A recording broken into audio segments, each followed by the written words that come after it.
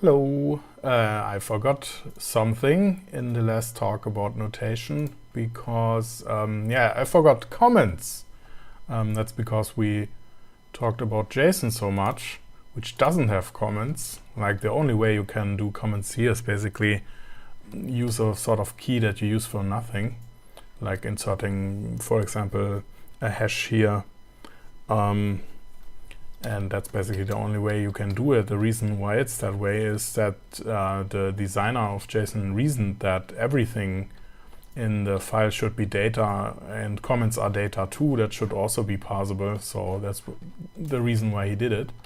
In previous language I designed, I also followed the same idea that you can comment, that comments are also parsable, but that produced so many issues that I just gave up on it and did it like all the others. For example, here in Python you would do a regular line comment by putting a hash in front of the line, and that comments out the whole line. The problem is that sometimes you want to comment out whole blocks, and if you put a hash here, evidently that doesn't work.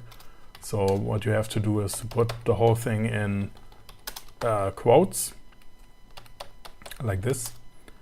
Well, that's a bit annoying, and I figured one day, hey, why don't I try and expand the behavior of the hash comment?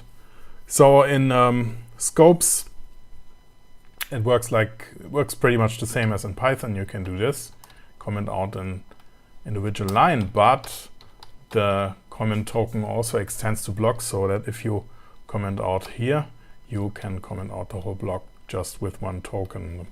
It's basically commented out until the next line that doesn't have a hash token, and that's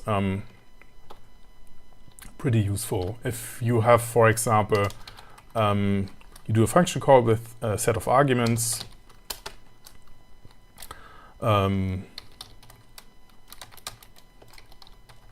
like something like this, and you want to try out a whole different range of arguments, you can very easily just comment them out like this and then write something else, and then